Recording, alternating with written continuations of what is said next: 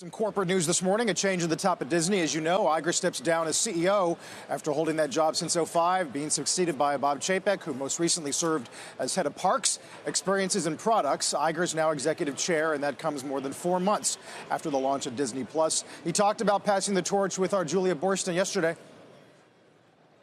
As we looked at the businesses, we felt we have a great set of assets, we have a great strategy.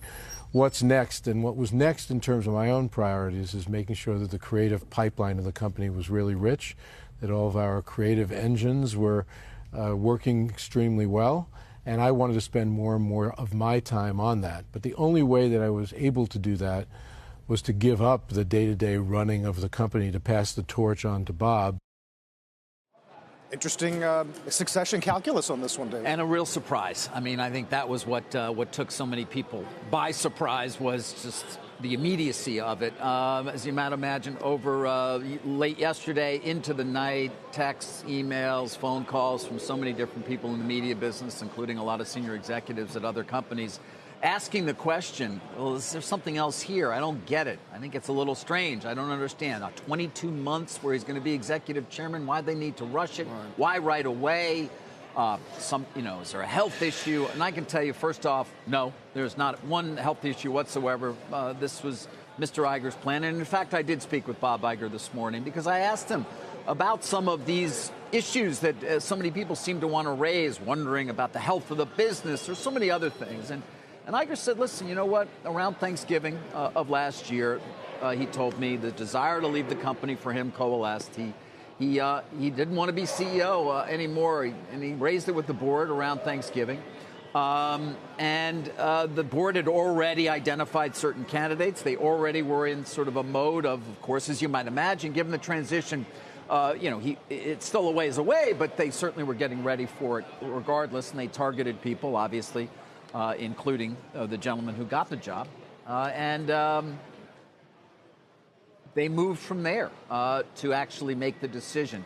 On this 22 months, which is long, in fact, longer than any you can remember in terms of someone who was CEO moving into the executive chair seat for that period of time, Iger said, you know what, there's no rule book on this stuff. And he said, I've always done things a bit differently. He's not necessarily an iconoclast, but he has done things differently, and he's very definite in his approach. I would say that as well. And so that is the story. 81 earnings calls, 20 years as either CEO or COO.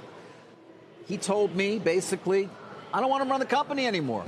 I want to focus on the creative. Right. Does that mean he's going to be reading scripts and writing? I mean, he's always overseen those kinds of things. But what it really does mean is that he's going to be taking a much more hands-on and solely focused approach on the direct-to-consumer international business and how you fuel content for that. He's going to be looking at things like Hulu, which, of course, now Disney fully controls, and how you build that business out. The Fox studio. Remember, they're not that far away from when they completed the deal there. The enormous deal, of course, which cost them a great deal of money. That's never been an issue for Iger. He's willing to pay big money. When you take out the RSNs and what they actually paid for them and then got for them, it's a big number. Fox Studio, more changes there. Wants to evolve the Nat Geo brand as well. So there's plenty for him to focus on in this idea of sort of the creative business, which is such an important component overall of Disney. What a great call, David, because I've been racking my brain on this too, trying to figure out whether he just wants to enjoy the rest of his life a bit, but maybe this is what the rest of his life would be enjoyable. I mean, those calls are a drag. And you know how many calls you have to have for a call? I mean, I know, and then he doesn't even get ready for an earnings call. Right, and he's not really that happy with a lot. I feel that a lot of times in the call, he never belittles. But a lot of times he feels like, guys, are you kidding me? Do I have to keep answering ESPN? Will you please think bigger? Yeah. Plus, can I use a term that I want people to read his book?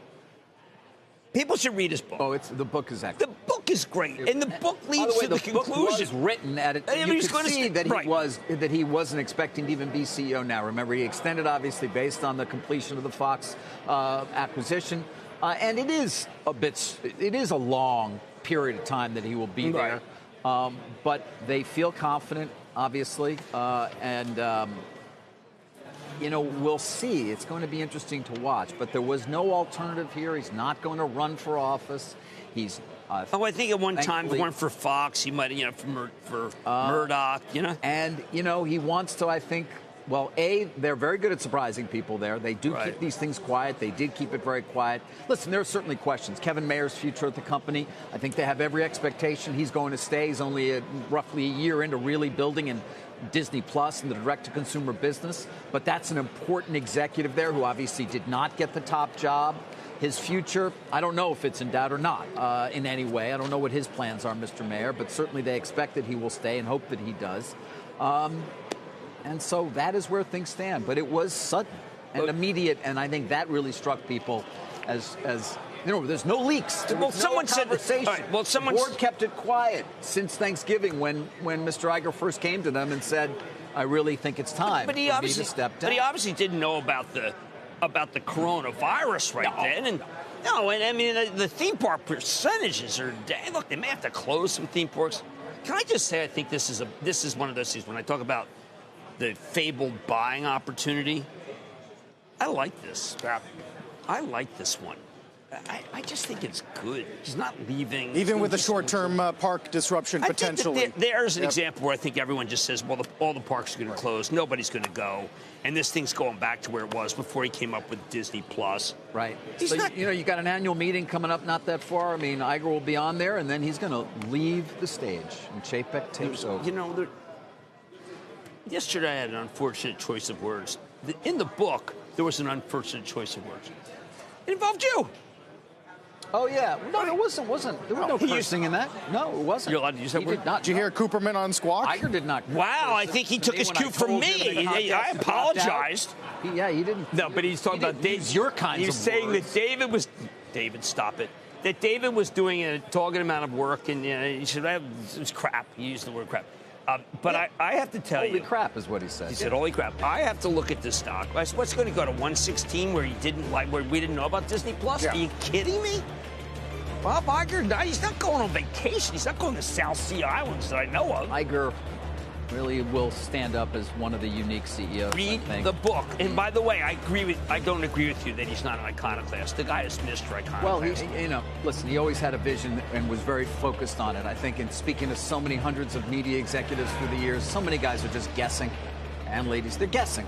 Iger never seemed to be guessing. He always had a very focused idea exactly of what he wanted to accomplish. Exactly.